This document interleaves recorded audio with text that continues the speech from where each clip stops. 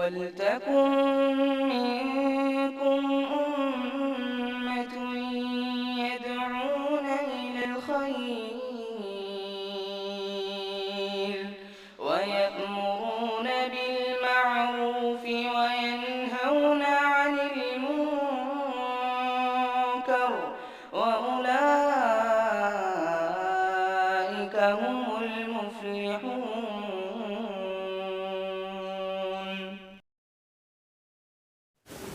الحمد للہ رب العالمین والعاقبۃ للمتقین وأصلی وأسلم علی المبعوث رحمۃ للعالمین اللہم لا علم الا ما علمتنا وزدنا علما یا کریم. حاضرین گرامی، دوستو، بزرگوں اور ساتھیوں، قواعد اربع کے درس کے دوسرے نشست میں ہم آپ تمام حضرات کا خیر مقدم کرتے ہیں اور یہ دعا کرتے ہیں کہ اللہ رب العالمین ہمارے اور آپ کے مل بیٹھنے کو قبول فرمائے، علم دین، علم نافع سیکھنے، اس کے مطابق عمل کرنے، اس کی دعوت عام کرنے اور اس راستے میں آنے والی مصیبتوں کے اوپر اللہ رب العالمین ہمیں اور آپ کو صبر کرنے کی توفیق نصیب فرمائے. کتاب کی شروعات آپ کے سامنے ہو چکی ہے، قواعد اربع کی. اللہ رب العالمین سے شیخ الاسلام محمد بن عبد الوہاب رحمۃ اللہ علیہ ہمارے اور آپ کے لیے دعا فرما رہے ہیں. کیا دعا ہے دیکھیے. کہا کہ اللہ رب العالمین دنیا اور آخرت میں آپ کا نگہبان ہو اور آپ جہاں کہیں رہیں اللہ تعالیٰ آپ کو مبارک بنائے، بابرکت بنائے، اور اللہ تعالیٰ اپنے ان بندوں میں شامل فرمائے جو نعمتوں کے ملنے پر شکر ادا کرتے ہیں. نعمتوں کے ملنے پر شکر ادا کرتے ہیں، کیونکہ جب انسان نعمت کے اوپر شکریہ ادا کرتا ہے تو اللہ رب العالمین کیا کرتا ہے؟ اس کے نعمت کے اندر اضافہ کر دیتا ہے، اس کے نعمت کے اندر اضافہ کر دیتا ہے. اور نبی صلی اللہ علیہ وسلم کی حدیث ہے، دیکھیے بڑی عظیم حدیث ہے. آپ صلی اللہ علیہ وسلم نے فرمایا عجبا لامر المومن، مومن کا معاملہ بڑا تعجب خیز ہے، بڑا عجیب معاملہ ہے مومن کا. کیا عجیب معاملہ ہے؟ کہ ان امرہ کلہ خیر، اس کا پورا معاملہ خیر ہے، بھلائی ہے، اچھائی ہے. کیسے ہے خیر بھلائی اچھائی؟ کیسے ہے؟ کہ ان اصابتہ السراء، جب اس کو نعمت ملتی ہے، اچھائی ملتی ہے، خوشی ملتی ہے، شکرا، شکریہ ادا کرتا ہے. وَإِنْ أَصَابَتْهُ الضَّرَّاءَ، جب اس کو تکلیف پہنچتی ہے، مصیبت، دکھ اور پریشانی آتی ہے، صبرا، تو صبر کرتا ہے. فَكَانَ خَيْرٌ لَهُ، تو یہ اس کے لیے کیا ہے؟ بہتر ہے. شکریہ ادا کرتا ہے تب بھی بہتر ہے، اور جب مصیبت پہنچتی ہے صبر کرتا ہے تب بھی بہتر ہے. شکریہ کے ذریعے اللہ کی عبادت کرتا ہے نعمت پر، اور مصیبت کے اوپر صبر کے ذریعے اللہ رب العالمین کی عبادت کرتا ہے. اور یہ معاملہ مومن کے علاوہ کسی دوسرے کو حاصل نہیں ہوتا، صرف مومن کو یہ نعمتیں حاصل ہوتی ہیں. یہ معاملہ صرف مومن کو حاصل ہو سکتا ہے. اسی لیے اللہ کے نبی صلی اللہ علیہ وسلم نے شروع میں کہا عجبا لامر المومن، اور آخر میں فرمایا وَذَلِكَ لَا يَكُونُ إِلَّا لِلْمُؤْمِنِ، یہ معاملہ صرف کس کو ہو سکتا ہے؟ مومن کے لیے ہو سکتا ہے. لہذا مومن نعمت میں اللہ رب العالمین کا شکریہ ادا کرتا ہے اور آزمائشوں میں صبر کرتا ہے. جب مصیبت پہنچتی ہے، دکھ اور تکلیف اس کے اوپر نازل ہوتی ہے تو اس پہ کیا کرتا ہے؟ وہ صبر کرتا ہے، واویلا نہیں مچاتا. اچھا، مصیبت پہ صبر کرنے کا کیا معنی ہے؟ ہم لوگ سب صبر کرتے ہیں، لیکن کیا ہمارا صبر کرنا حقیقی صبر کرنا ہے؟ جس وقت مصیبت نازل ہوتی ہے اس وقت ہم پریشان ہو جاتے ہیں، شکایت کر دیتے ہیں، واویلا مچا لیتے ہیں. ارے میں کیا غلطی کیا تھا، میرے ہی ساتھ یہ معاملہ پیش آیا، میں تو کبھی ایسا نہیں کرتا تھا، کیا مصیبت کے لیے میرا ہی گھر ملا تھا. اس طرح کی باتیں ہم لوگ کہہ دیتے ہیں. کتنا اللہ تعالیٰ آزمائے گا مجھ کو، اتنی آزمائش تو ہو چکی ہے میری، شروع سے آج تک میں کبھی اچھا ہی نہیں دیکھا. اس طرح کی باتیں ہم لوگ اللہ رب العالمین کے جناب اور اس کے حضور کہہ دیتے ہیں. اور اس کے بعد جب مصیبت 2 دن 3 دن 4 دن، اس کے بعد آدمی مصیبت کا عادی ہو جاتا ہے. تو صبر کیے بغیر اس کو کوئی چارہ نہیں ہے. وہ صبر نہیں ہے، وہ صبر نہیں ہے. ایک عورت، اللہ کے نبی صلی اللہ علیہ وسلم مدینے میں قبرستان سے گزر رہے تھے، تو ایک عورت اپنے بچے کے قبر کے اوپر بیٹھ کر کے رو رہی تھی. اس کا بچہ انتقال ہو گیا تھا، تو اس کے قبر کے اوپر بیٹھ کر کے زار و قطار وہ عورت رو رہی تھی. تو اللہ کے نبی صلی اللہ علیہ وسلم جو وہاں سے گزرے تو آپ نے کہا کہ اللہ کا خوف کرو، صبر کرو، بچے کی وفات ہو گئی ہے تو اللہ رب العالمین سے اچھی امید رکھو اور صبر کرو. وہ عورت اللہ کے نبی صلی اللہ علیہ وسلم کو نہیں پہچانتی تھی. اس نے کہا کہ جائیں صاحب، آپ اپنا کام کریں، جس کے اوپر مصیبت نازل ہوئی ہے وہی سمجھتا ہے کہ اس کے دل کے اوپر کیا بیت رہی ہے. جب وہ یہ جواب اس عورت نے دیا تو اللہ کے نبی صلی اللہ علیہ وسلم نے اس کو پلٹ کے کوئی جواب نہیں دیا، آپ نکل گئے. پیچھے سے جو لوگ آ رہے تھے انہوں نے کہا کہ کیا بات ہوئی؟ کہا اس نے ایسے ایسے کہا، ہم نے ایسے ایسے کہا. کہا وہ اللہ کے رسول تھے، وہ اللہ کے رسول. اب عورت کا ماتھا ٹھنکا، دوڑتے ہوئے پیچھے گئی اور کہا کہ اللہ کے نبی صلی اللہ علیہ وسلم، میں نہیں پہچانتی تھی کہ آپ ہیں، ورنہ میں آپ کو ایسا جواب نہیں دیتی. تو اللہ کے نبی صلی اللہ علیہ وسلم نے کہا کہ ٹھیک ہے، کوئی بات نہیں، وہ تم نے جواب دیا، اس کا کوئی مسئلہ نہیں ہے، لیکن تم کو صبر کرنا چاہیے.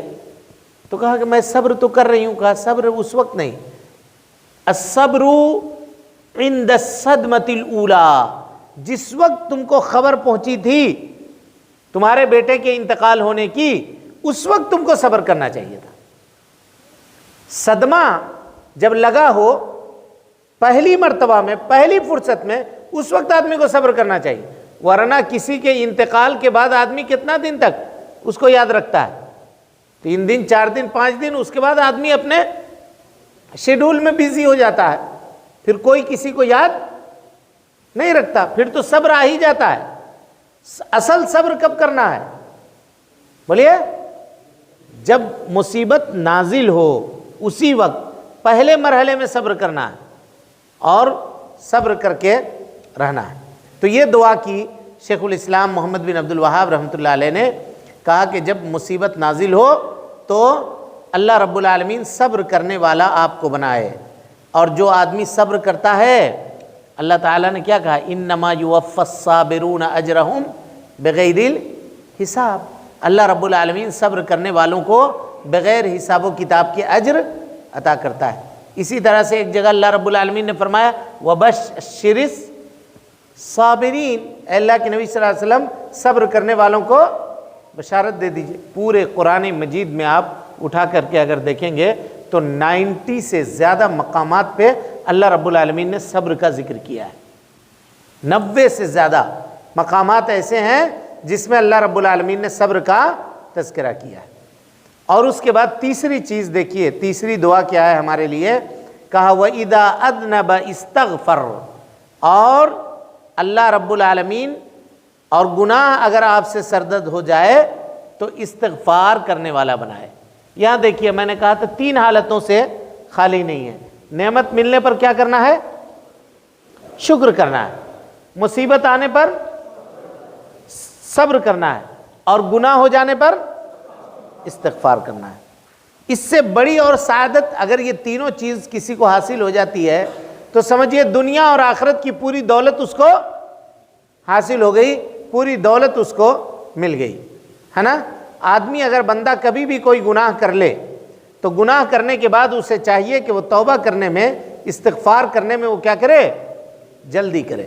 اللہ کے نبی جناب محمد رسول اللہ صلی اللہ علیہ وسلم کی حدیث ہے، آپ نے ایک بندے کا قصہ بیان فرمایا کہ وہ بندہ جب کوئی گناہ کرتا ہے تو گناہ کرنے کے بعد اللہ رب العالمین کے سامنے آتا ہے، اس کے حضور میں، اور کہتا ہے اللہم اغفر لی ذنبی، اے اللہ رب العالمین میرے گناہ کو معاف کر دے.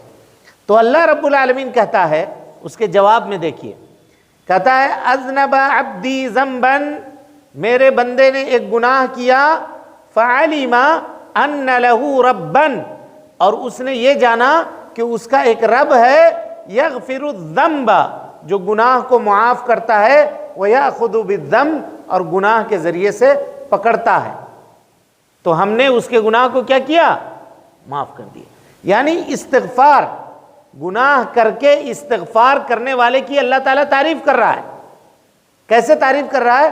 کہ بندے نے جب گناہ کیا تو یہ ریئلائز کیا، اس نے یہ سمجھا کہ اس کا کوئی رب ہے، کہ جب اس کے سامنے توبہ کیا جائے، استغفار کیا جائے تو اللہ رب العالمین کیا کرتا ہے؟ اس کے گناہ کو معاف کر دیتا ہے۔ تبھی تو وہ گناہ کرنے کے بعد اللہ کی طرف پلٹا، یعنی اللہ تعالیٰ کی الوہیت، اس کی ربوبیت کا اور اس کے اسماء و صفات کا اس نے اقرار کیا کہ اللہ تعالیٰ میرے گناہوں کو معاف کر دے گا۔ پھر وہی بندہ پھر گناہ کرتا ہے، پھر اللہ رب العالمین کی طرف پلٹتا ہے اور پھر دعا مانگتا ہے، رب اغفر لی ذنبی، اے اللہ میرے گناہ کو معاف کر دے۔ تو اللہ تعالیٰ کہتا ہے میرے بندے نے گناہ کی، اور گناہ کرنے کے بعد اس کو یہ سمجھ میں آیا کہ اس کا کوئی رب ہے جو گناہوں کو معاف کرتا ہے، گناہوں کے ذریعے پکڑتا ہے، اللہ تعالیٰ اس کے گناہ کو معاف کر دیتا ہے۔ پھر تیسری مرتبہ وہ گناہ کرتا ہے، پھر تیسری مرتبہ وہی کرتا ہے، تو اللہ رب العالمین تیسری مرتبہ میں کیا کہتا ہے؟ اعمل ما شئت، اب جو چاہے تم عمل کرو، قد غفرت لک، میں نے تم کو معاف کر دیا ہے۔ معاف کر دیا ہے کا کیا مطلب؟ مطلب یہ ہے کہ جب بھی تم گناہ کرو گے اور اس کے بعد اگر استغفار کرو گے تو اللہ رب العالمین تمہارے گناہوں کو معاف کر دے گا، تمہارے گناہوں کو معاف کر دے گا۔ اس کا یہ مطلب نہیں ہے کہ آدمی محنت کر کے گناہ کرے کہ چلیے اللہ رب العالمین ہم گناہ کو معاف کر دے گا۔ انسان ہے اگر تو اس سے غلطی ہوگی، اور اللہ کے نبی صلی اللہ علیہ وسلم نے فرمایا کل بنی آدم خطا، حضرت آدم علیہ السلام کے جتنے بھی اولاد ہیں وہ سب کے سب کیا ہیں؟ خطا ہیں، گنہگار ہیں، گناہ کرنے والے ہیں، کیونکہ ہمارے اور آپ کے باپ سے گناہ ہوئی ہے، حضرت آدم علیہ السلام سے گناہ ہوئی ہے، تو سب گناہ کرنے والے ہیں، لیکن بہترین گنہگار وہ ہے، وہ خیر خطائین التوابون، جو توبہ کرنے والا ہو، اللہ رب العالمین کی طرف پلٹ کر کے آنے والا ہو۔ ہم اور آپ گناہوں سے پاک نہیں ہیں، معصوم عن الخطا نہیں ہیں، لیکن اتنا ضرور ہے کہ ہم اس رب کے ماننے والے ہیں جو رب گناہ کرنے کے بعد اگر کوئی آدمی اس سے مغفرت طلب کرتا ہے تو اللہ رب العالمین اس کے گناہوں کو معاف کر دیتا ہے۔ لہذا اگر بندے سے کبھی کوئی غلطی سے یا شیطان کے بہکاوے میں آ کر کے کوئی گناہ اگر وہ کر دے یا کسی غلطی میں پڑ جائے، شیطان کے چکر میں آ جائے، تو اس کو کیا کرنا چاہیے؟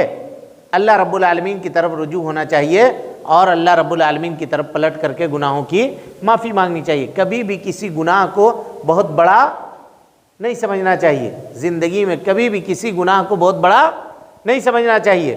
کیوں؟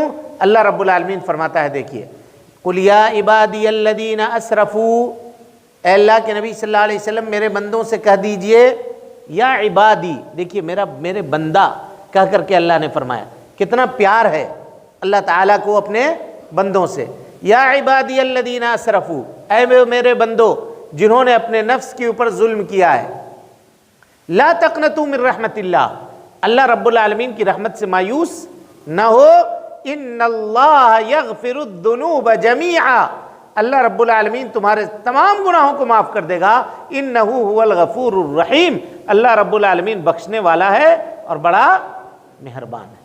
کتنا بڑا سے بڑا گناہ کیوں نہ ہوا ہو، اللہ رب العالمین کے سامنے آئیے، اپنی گناہ سے توبہ اور استغفار کیجئے، اپنی گناہوں کی معافی مانگیے، اللہ رب العالمین کو معاف کرنے والا، بخشنے والا اور مہربان پائیے گا۔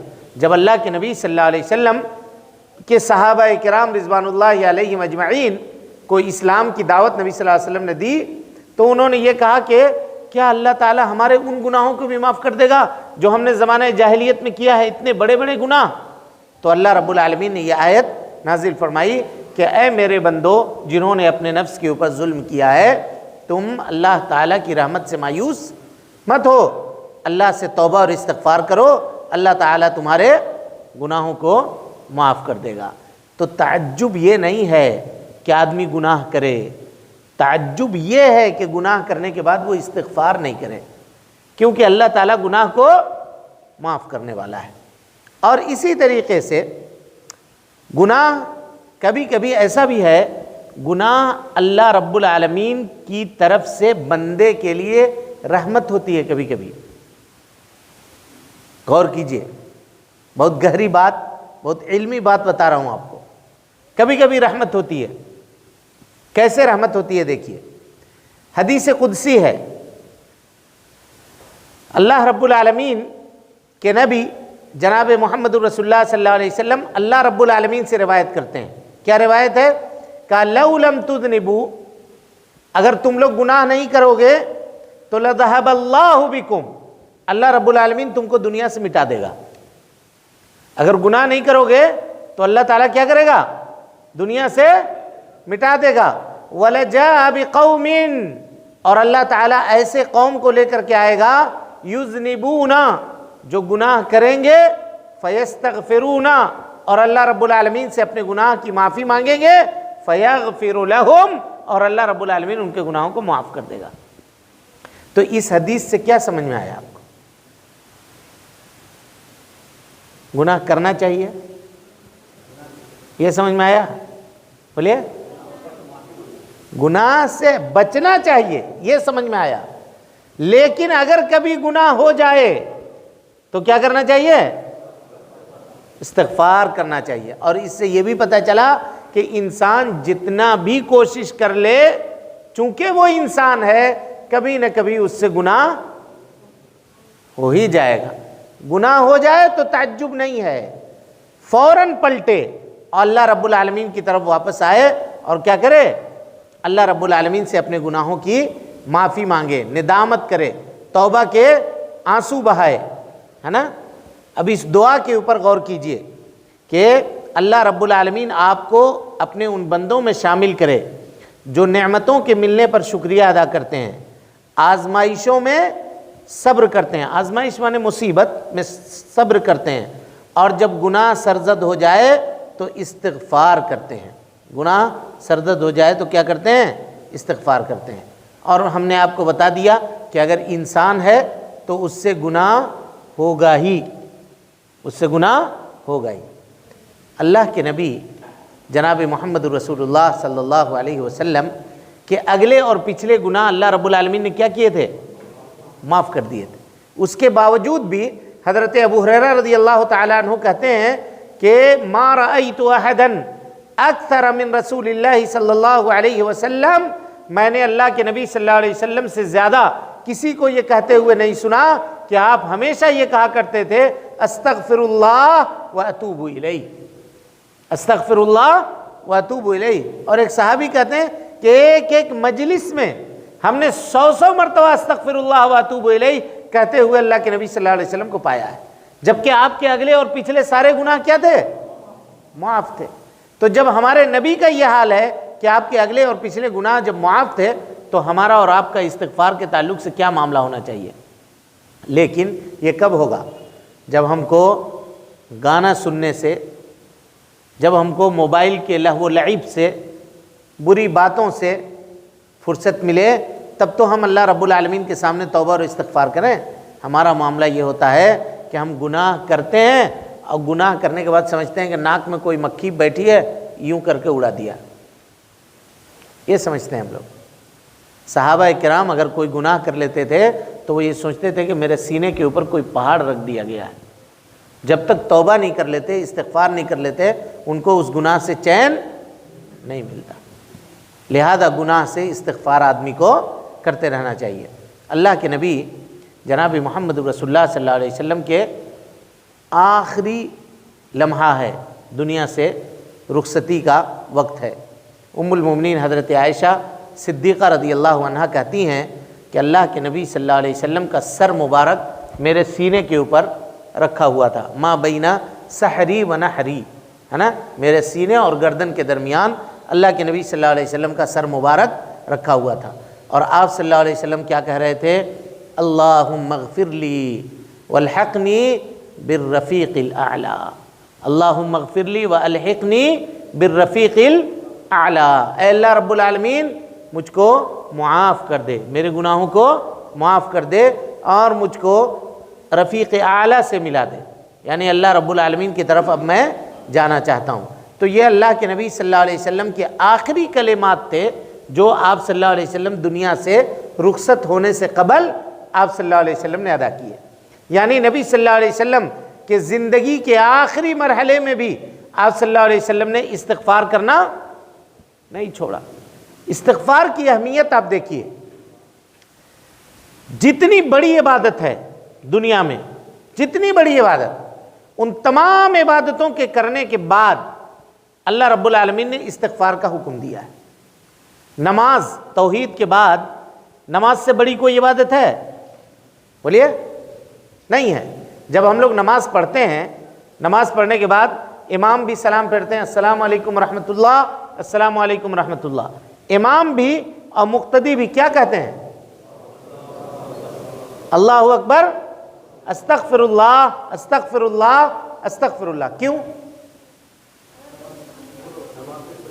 ہاں جی، کفارہ ہے۔ جب نیکی کر کے استغفار کا حکم ہے تو گناہ کر کے استغفار کا کتنا بڑا حکم ہوگا یہ اندازہ لگائیے۔ میں صرف یہ بتانا چاہ رہا ہوں۔ اچھا، حج کتنی بڑی عبادت ہے۔ دن بھر حاجی عرفہ کے میدان میں ہوتا ہے، دعا کر رہا ہے، رو رہا ہے، گڑ گڑا رہا ہے، اللہ رب العالمین سے اپنے گناہوں کی معافی مانگ رہا ہے، لیکن جب عرفہ سے نکلتا ہے تو اللہ رب العالمین کا آرڈر کیا ہے سنیے، کہ ثم افیضوا من حیث افاض الناس، جب عرفہ سے تم نکلو واستغفر اللہ، اللہ رب العالمین سے اپنے گناہوں کی معافی مانگو۔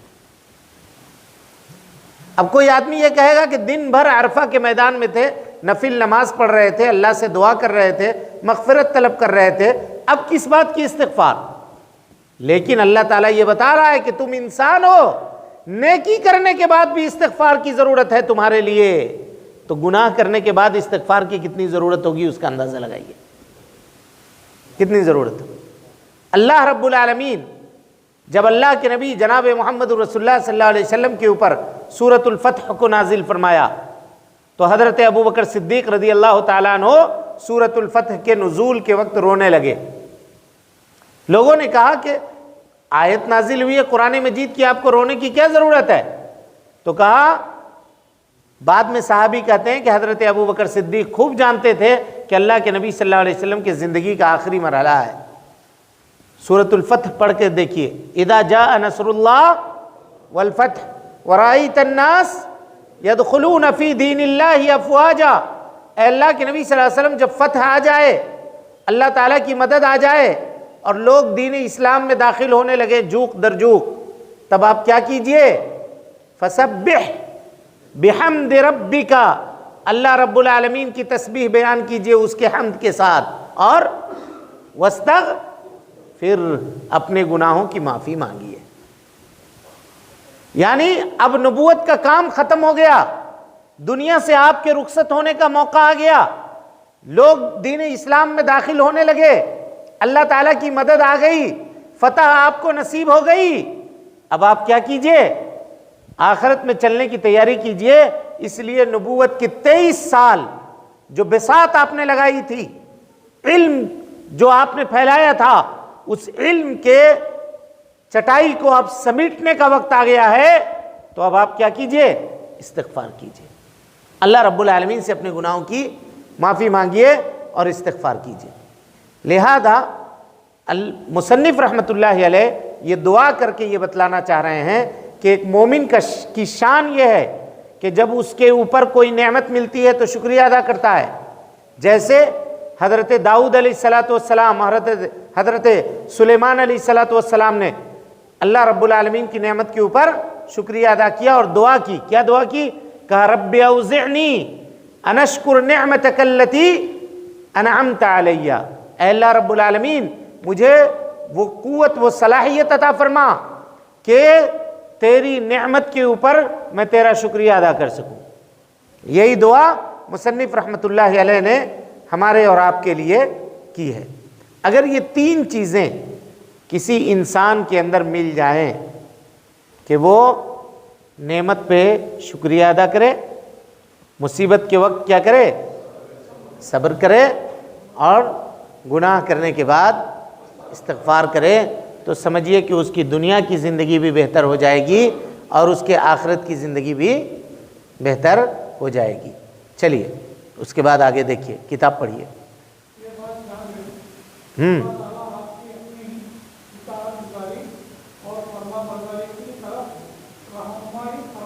جی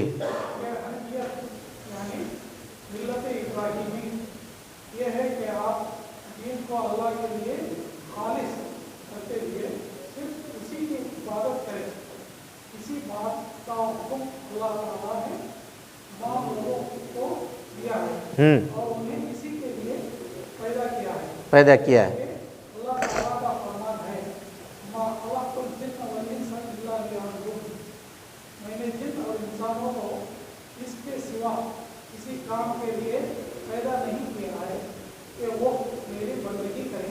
جی بس کہا یہ بات جان لیں، یہ بات جان لیں۔ عربی زبان کے اندر یہ بات جان لیں کہنے کے لیے جو لفظ آتا ہے وہ آتا ہے اعلم۔ کیا آتا ہے؟ اعلم۔ اعلم مانے جان لو، آگاہ ہو جاؤ۔ اور یہ بات اس وقت کہی جاتی ہے جب کسی اہم بات کو بتانا مقصود ہوتا ہے، کسی اہم بات کو بتانا مقصود ہوتا ہے، تب اس بات کو کہی جاتی ہے۔ قرآن مجید میں بھی اللہ رب العالمین نے جہاں اپنے توحید کا تذکرہ کیا ہے وہاں اسی اسلوب کو اختیار کیا ہے۔ اللہ تعالیٰ کہتا ہے فَاعْلَمْ، جان جاؤ، أَنَّهُ لَا إِلَهَ إِلَّا هُ، اللہ رب العالمین کے علاوہ کوئی معبود برحق نہیں ہے۔ یہ عظیم بات ہے یا نہیں ہے؟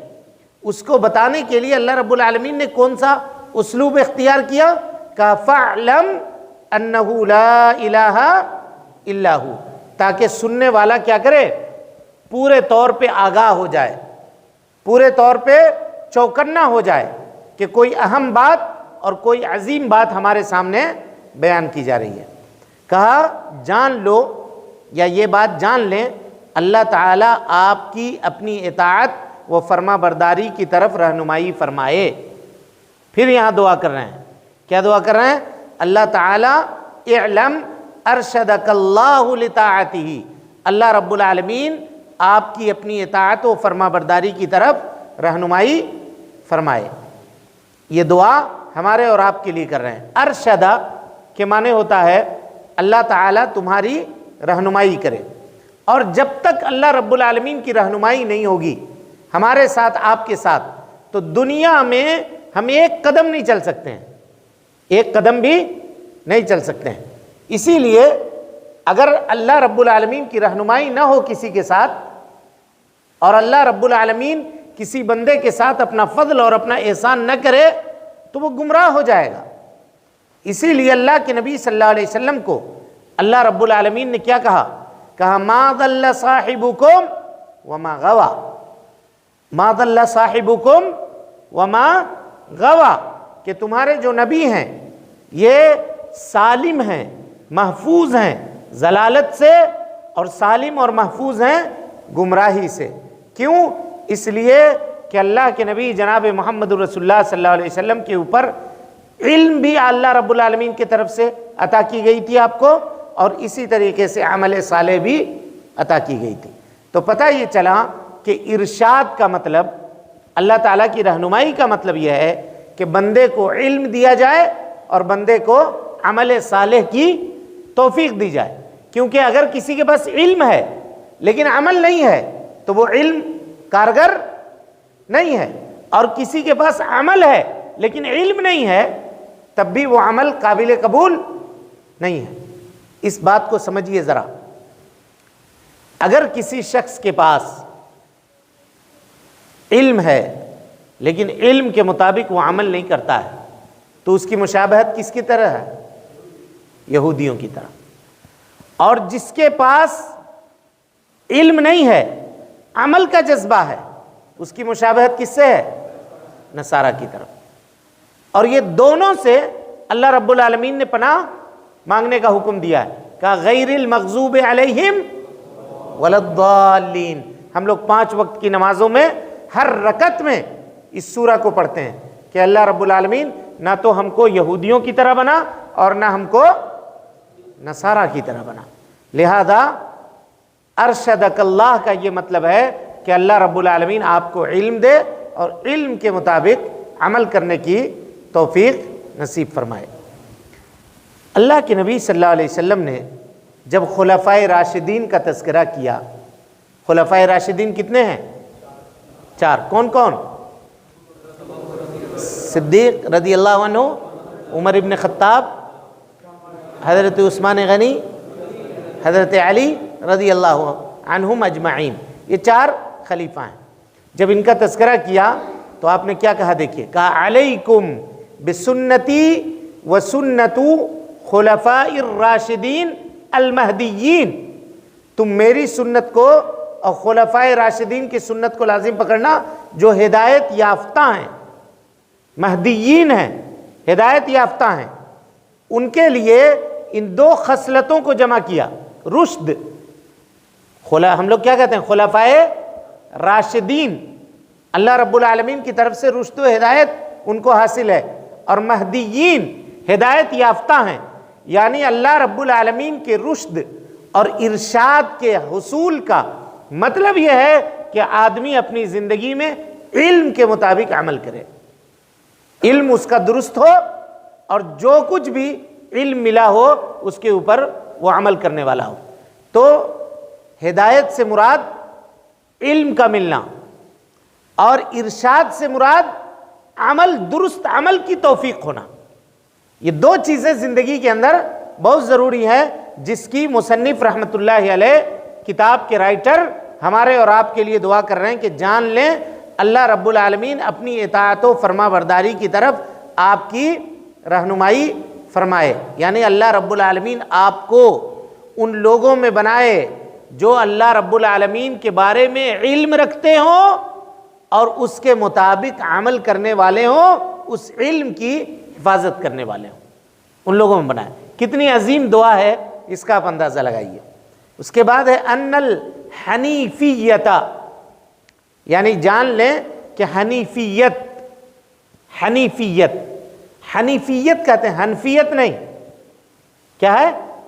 حنیفیت، حنیفیت کہتے ہیں شرک سے الگ ہو کر کے صرف اللہ رب العالمین کی عبادت کرنا، شرک سے الگ ہو کر کے صرف اللہ رب العالمین کی عبادت کرنا۔ تو کہہ رہے ہیں کہ حنیفیت جو ملت ابراہیم ہے وہ کیا ہے کہ تم صرف اللہ رب العالمین کی عبادت کرو، دین کو اس کے لیے خالص کر کے، ہے نا؟ یہ دعا دے رہے ہیں ہمارے اور آپ کے لیے کہ ہم علم کو سیکھیں اور اس کے صحیح علم کے مطابق عمل کرنا، اخلاص کے ساتھ، توحید کے ساتھ، یہ کیا ہے؟ حنیفیت ہے، ملت ابراہیمی ہے۔ اچھا، خاص کر کے یہاں پہ صرف ملت ابراہیم کا کیوں تذکرہ کیا؟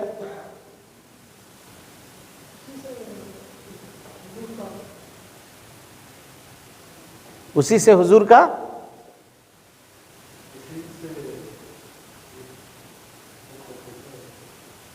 اور کوئی؟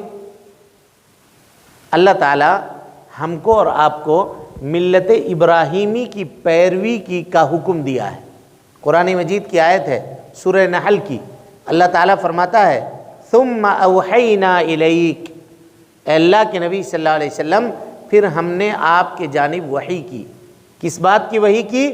ان اتبع ملت ابراہیم حنیفا، حضرت ابراہیم علیہ السلام کی ملت کی پیروی کیجئے، یکسو ہو کر کے، یکسو ہو کر کے مانے شرک سے ہٹ کر کے، کسی بھی ملت کی پیروی مت کیجئے سوائے کس کی ملت کی؟ ابراہیم علیہ السلام کی ملت کی۔ اب جب یہ آرڈر ہم اور آپ پڑھیں گے قرآن مجید کے اندر تو ہمارے دل میں یہ خیال پیدا ہوگا کہ ملت ابراہیمی ہے کیا بھائی؟ ہے کہ نہیں؟ یہ خیال پیدا ہوگا یا نہیں ہوگا؟